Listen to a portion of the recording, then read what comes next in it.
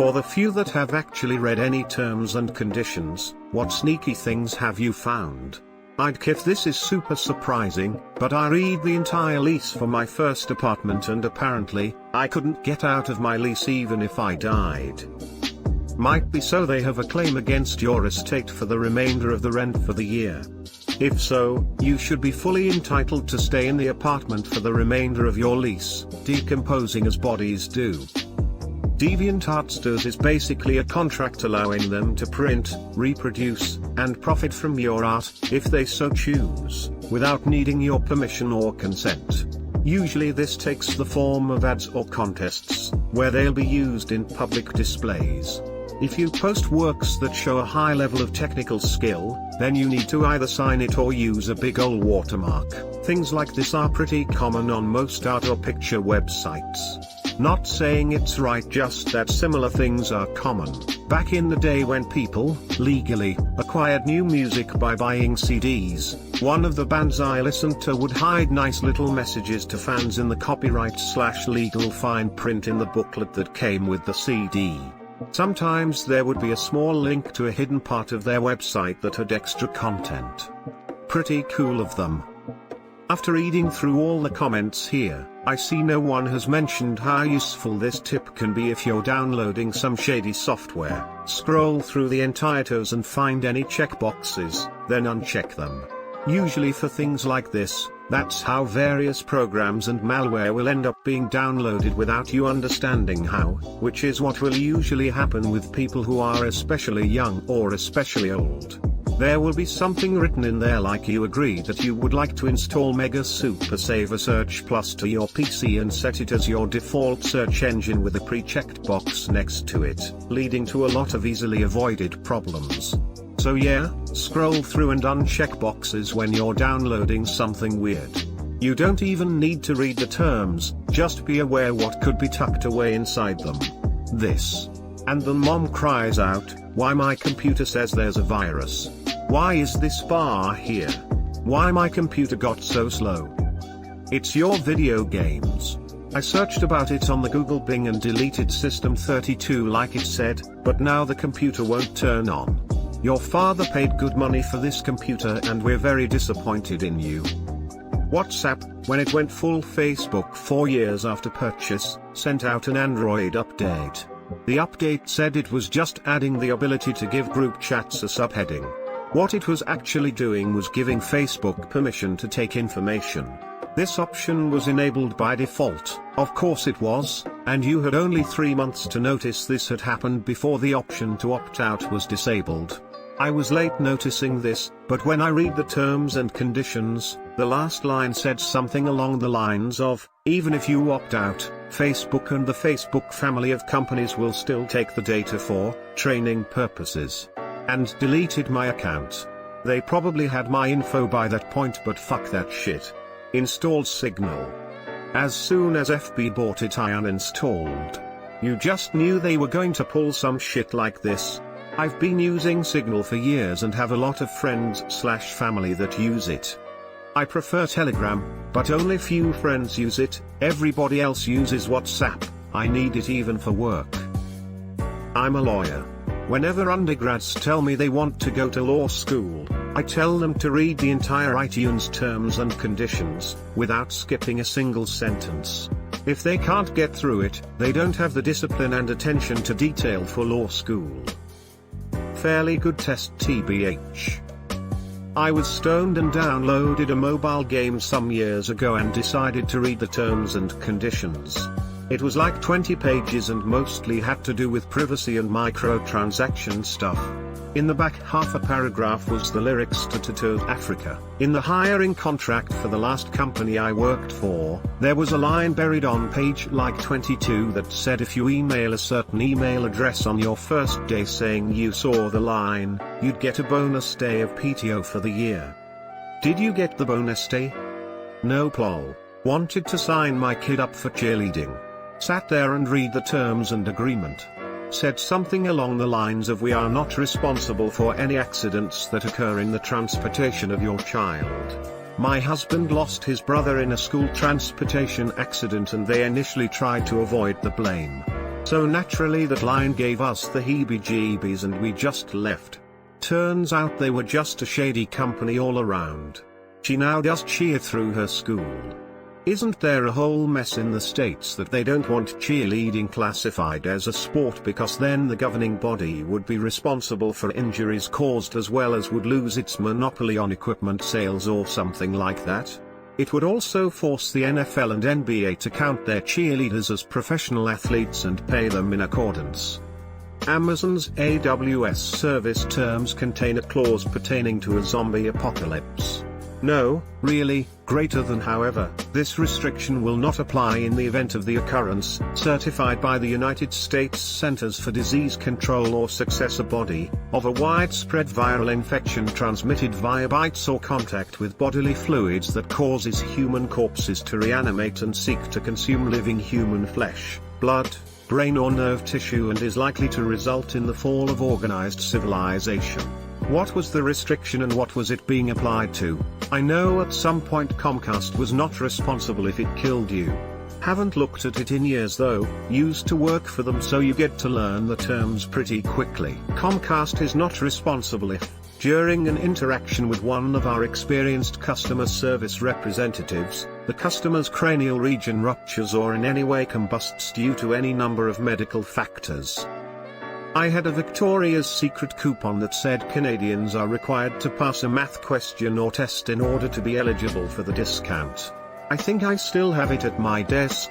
My job in part is writing terms and conditions, agreements, and disclosures for the bank I work at, so I actually do read a lot of T&Cs in homage to the amount of time my colleagues in the field put into writing 18 pages of shit no one but examiners read. The Canadian math requirement is the strangest I've ever seen. That's actually required of them by Canadian law, which does not allow any gaming or lotteries that are not officially sanctioned. It's just a technicality. So if you answer the question correctly, you haven't won a gamble, you've earned the reward. Thanks for explaining that. Does no other country require you to answer a skill testing question when you win a prize? Sony can sue you for literally not updating your console software if you're connected to internet. What? Probably to go after people who jailbreak, if they decided to care at some point.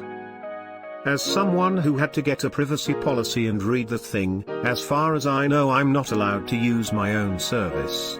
According to the legal agreement I got with myself and agreed to, in case I do know that I access the service against what's written in the privacy policy, I should contact myself by email letting me know that so I can erase any private data I got on myself. If I refuse to erase the data, I think I can sue myself. Send help. How do you handle GDPR if you're a brick and mortar store that only does sales in the US? You geo-block the rest of the world. Easy peasy. There was a story contest from a theme park where your story could be published, but any story submitted would automatically be owned by the company and could not be used by you or others. So they could, 1. Throw your story in the trash and you still wouldn't legally own it anymore and can't publish it somewhere else. 2. They own your story so they can make money out of it without paying you a dime. 3. They were not obligated to credit you as the writer other than mentioning it somewhere in the first publishing. After that it was fair game. 4. They were allowed to alter your story as they saw fit without consulting you. I wasn't the only one who noticed, it was soon pointed out on social media. There wasn't really a backlash, but I didn't submit a story. A guy from a webzine tried to get me to write review for him with a deal similar to that, all while saying that his Patreon was going strong and that he would maybe be able to pay writers within a year. The zine was gone in less than 6 months and he gave me shit for whoring out my music reviews for free rather than writing exclusively for him when I called him out for trying to take my writing away from me without even paying for it. While buying a train ticket in Russia, if the train breaks down, don't think of this as a way to get compensation. Consider it a part of the Russian experience. Thank you customer for actually reading our terms and conditions. Send us an email with the following content and we will send you a free box of chocolates. They did indeed send chocolate. Ctrl+F reading on every terms and conditions now. Or other keywords. Greater than result 1 of 1219. I don't know if they changed it, but when you chose the fragile tie-in in a mail system like FedEx, that didn't meant they would take special care of it, but that you admitted that it was fragile and therefore it could be broken without being their fault, leaving you unable to sue them for breaking your package or to ask any reimbursement. And of course, if you don't mark it as fragile and it breaks, it's still your fault for not letting them know that they should take extra care of it. What a joke. I've dealt with similar shit with Royal Mail running a huge business online, straight up easiest solution to their fuckery. Post something to a friend, mark it as £100 value, make a fake eBay invoice for it and have your friend draw a cock on the signature box and say it never arrived 3 weeks later. Literally had them send a £200 necklace to fucking China, lose it in customs, then refuse to reimburse us. It was meant to go to France.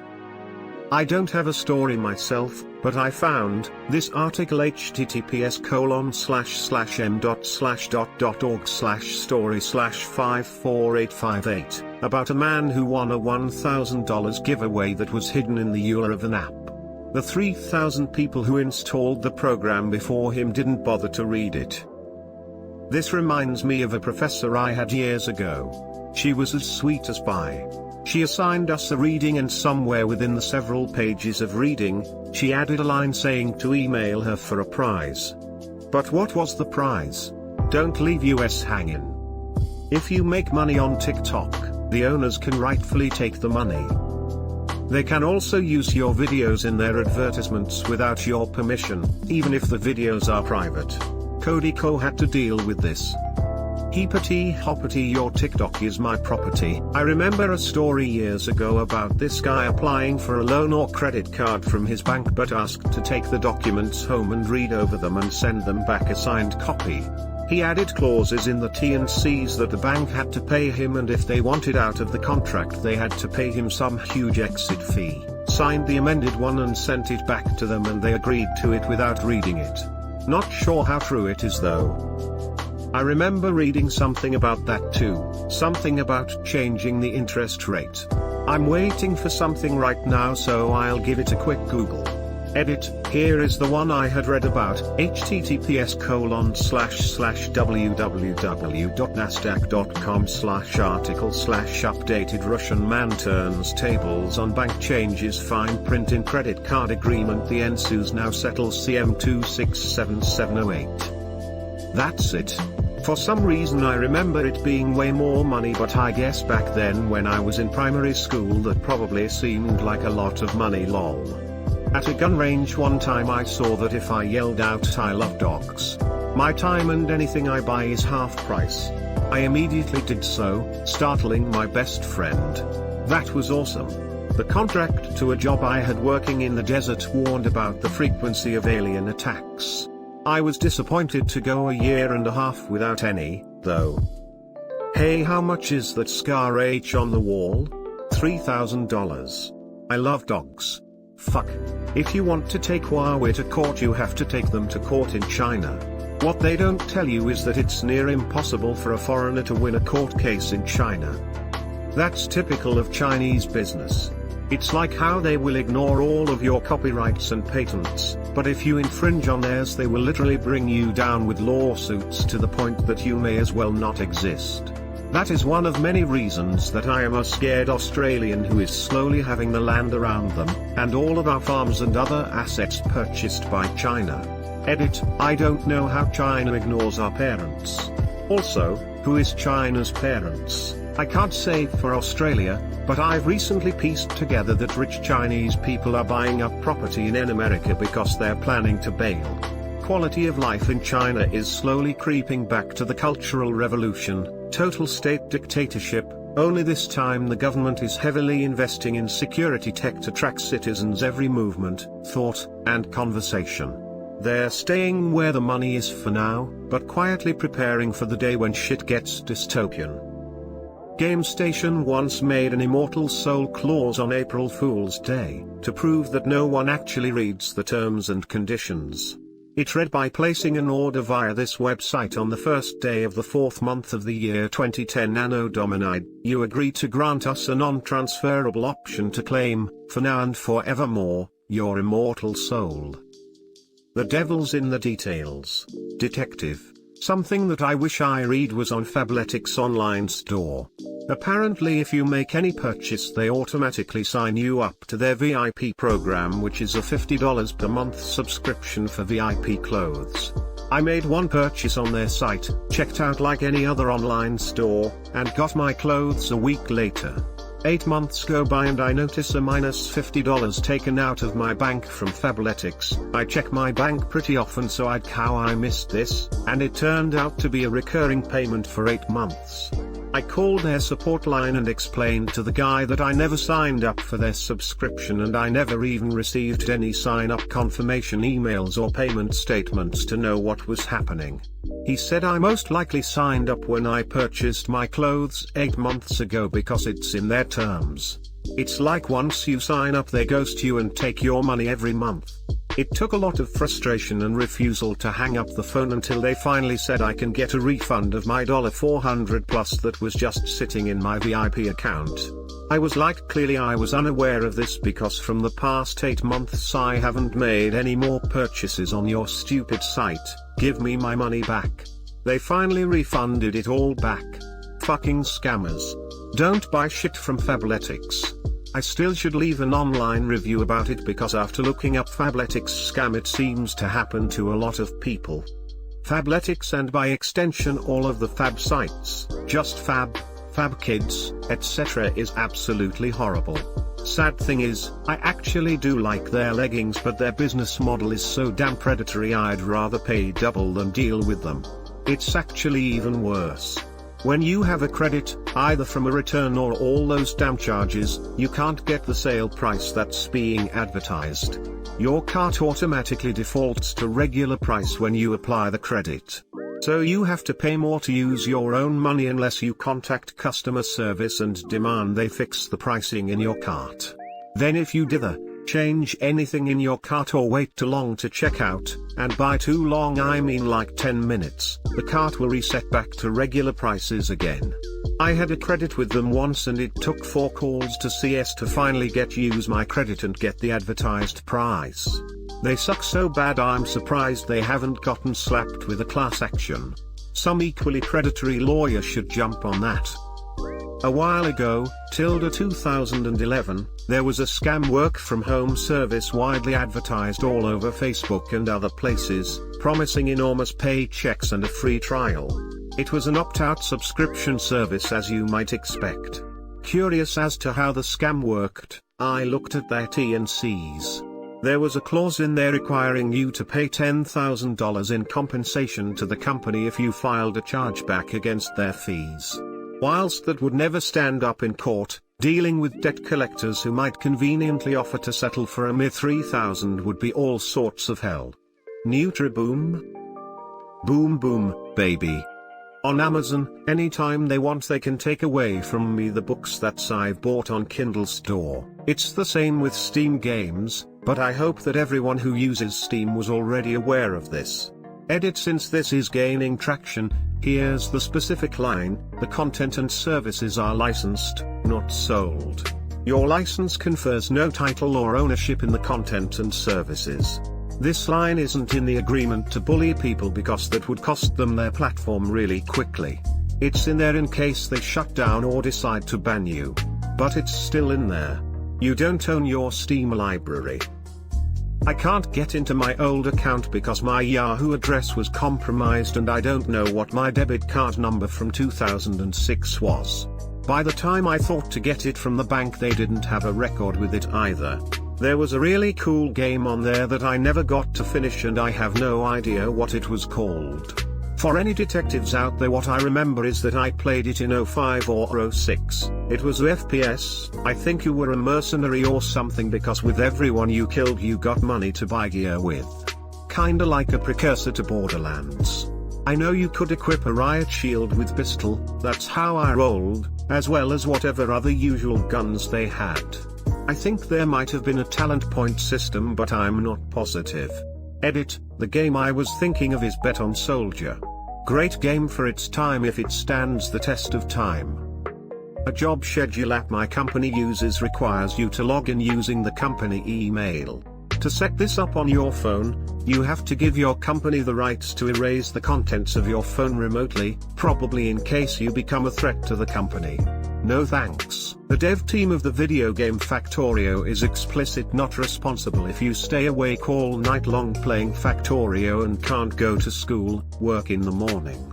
https://factorio.com/terms of service https://factorio.com/terms of service. It wasn't actually me, it was the manager I was interning with. He told me about how it was important to read everything, even the terms and conditions. When you go to an iPhone's license page, or something else, I don't remember, it says that they won't take any responsibility to any shock you received from the phone if it were 5 mm away from you, unless you had something blocking it from your skin, like clothes, or a pocket protector.